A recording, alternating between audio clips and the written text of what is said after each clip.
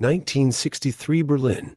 Napoleon Solo, Henry Cavill, makes his way through the checkpoint, but notices he's being followed by a man we'll later discover is Illya Kuryakin Armie Hammer. Solo goes to a chop shop where he meets Gaby Teller. Alicia Vikander, Gaby's father, is being forced to build an atom bomb for the Nazis. Solo's going to get her out of Berlin so they can find her uncle Rudy Sylvester Groth and have him set up a meeting between her and her dad.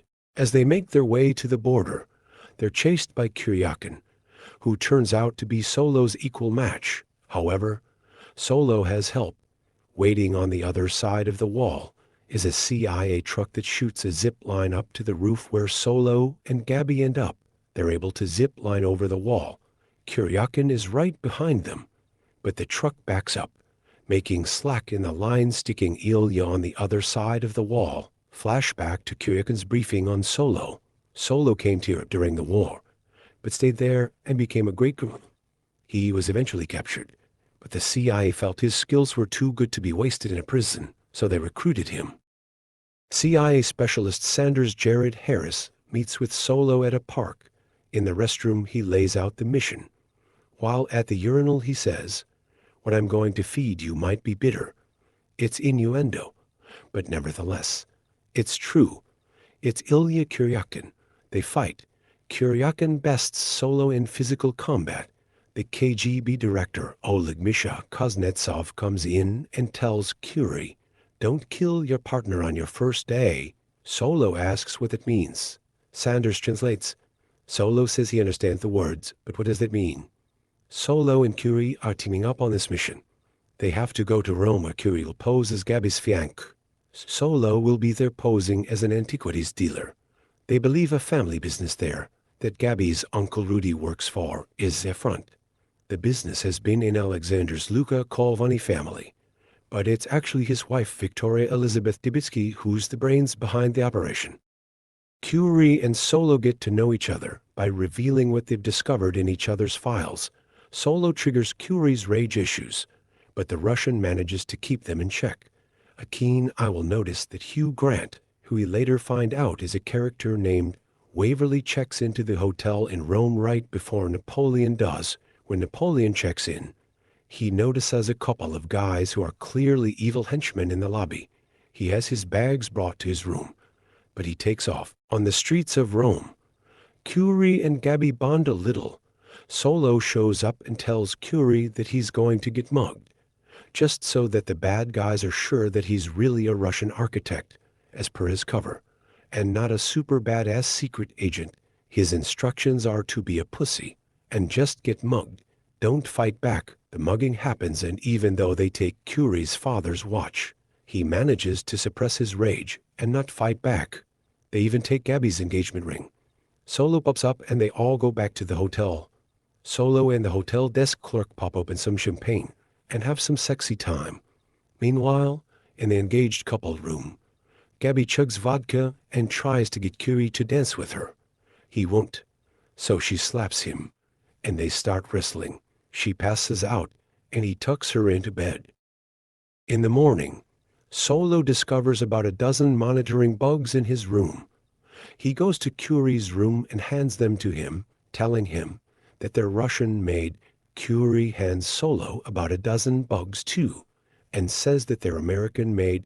Curie picks Gaby up at the front of the hotel and gives her a brand new engagement ring. Solo heads to a party that Victoria is throwing. On the way in, he literally bumps into Waverly. We later find out that he picks his pocket and steals his invitation. Solo crashes the party, gets in a fight with security because he doesn't present an invitation. Victoria takes notice and Solo shows his invitation.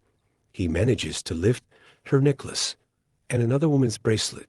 Victoria asks how he got an invitation and who he is. He says his name is Divini, and he's a man who specializes in filling in the gaps in people's collections. Gaby and Curie are also at the party. Rudy disses Curie by wondering if Gaby is slumming it with a workhorse. Curie goes into the bathroom, and, well, he can't keep his rage in check anymore, and ends up roughing up 3 rude dudes. Alexander takes a keen liking to Gaby right away. Back at the hotel, Curie has locked himself in the bathroom. It turns out he turned it into a dark room and is developing film. Sure enough, his camera was able to pick up on radiation clothing at the party. Yep, Gaby's dad must be close and working on that atom bomb. Both Solo and Curie say that they'll sleep on this new information, but they both break into the company's factory in the middle of the night. While Curie is clearly the muscles between the two of them, Solo is more cunning and effortlessly breaks into a large safe. It's empty besides a centrifuge used in making bombs. What Solo didn't count on was an alarm on the safe. They escape by jumping out a window and onto a boat. Solo falls off, swims to a dock where he finds a truck that has someone's dinner. He casually dines while Curie gets chased in circles by bad guys in a boat of their own. They blow up Curie's boat. Solo drives away, but thinks better. He goes back and crashes his truck onto the bad guy's boat and then rescues a drowning Curie. Victoria sees that the safe has been opened and calls Solo's hotel room. He's not answering. Rudy calls Gaby and asks to apologize to Curie, but she says he's asleep. She then calls room 304 to tell the person on the other end that the meeting is confirmed. Victoria and her goons race to the hotel, but Solo and Curie get there first. She and Solo get it on in his room, 807. Who's in room 304? The next morning, Curie awkwardly turns on a tracker that's on Gaby's gutter belt. Lots of sexual tension there.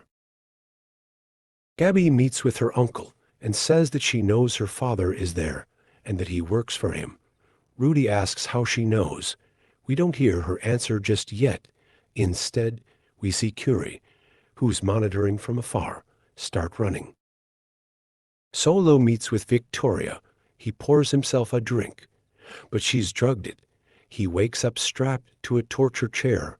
Rudy is an evil Nazi scientist who keeps a scrapbook of all the horrific stuff he's done. He has a blank page just waiting for Solo, unfortunately. There's a short in the electric chair that Solo's in. Curie pops in and rescues Solo and straps Rudy in the chair. He tells them that the warhead is already built. Curie and Solo step out of the room to debate what to do with Rudy. In the background, the short in the electric chair fixes itself, and Rudy gets electrocuted to the point of bursting in flames. Gaby is brought to an island where dad is working. She slaps him and tells him to finish the job. Alexander and Victoria seem happy with this. Meanwhile, Waverly turns out to be a member of the British intelligence, fills Solo and Curie in on what's going on.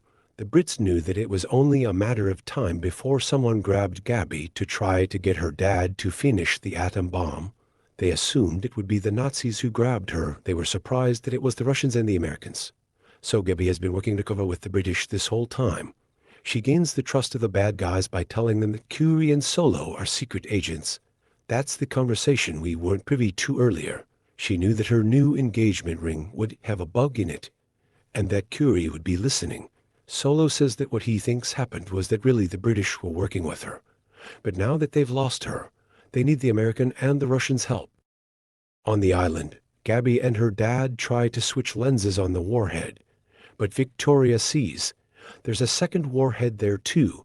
She orders Gaby be put in a cell and tells her father to finish or she's dead. He finishes and Victoria takes his disc, the backup he's hidden, and shoot him in the head. Time for a super stylized and ultra cool breaking in montage as Solo and Curie storm the island. During it, Napoleon finds Curie's dad's watch on a guard and grabs it. They find that Gaby and the warhead hit on the far side of the island in a jeep being driven by Alexander. Solo chases in a dune buggy while Curie is on a motorcycle. The vehicles all crash. Alexander and Curie fight, and Curie stabs him in the head with his knife. Turns out, though, this is the wrong bomb. Victoria disappeared with the right one. Napoleon remembers that Alexander's family used a fishing boat to smuggle gold for the Nazis. He's able to remember the name of the boat from an old childhood photo of Alexander. They radio the boat, and Solo taunts Victoria about the way her husband died. They stay on the radio long enough for the good guys to track the boat. Turns out that the two lenses that were in the bombs make it so that one bomb can take out the other. They launch the decoy bomb and blow up Victoria, the atom bomb, and the fishing boat. Gaby apologizes to Curie and returns the engagement ring. He tells her to keep it so that he can know if she ever needs him. Curie's boss tells him that the professor's disk wasn't destroyed. Solo has it. Curie goes to his room. Solo pours drinks for the two of them. Curie sees the disc and is filling with rage. Solo gives him his dad's watch and shows him the disc. They both decide to destroy it. Waverly and Gaby show up. Waverly says that he's decided to keep the group together for a while and that they have a new code name, U.N.C.L.E, United Network Command for Law and Enforcement. Thanks for watching. Please subscribe and like for more movie recap.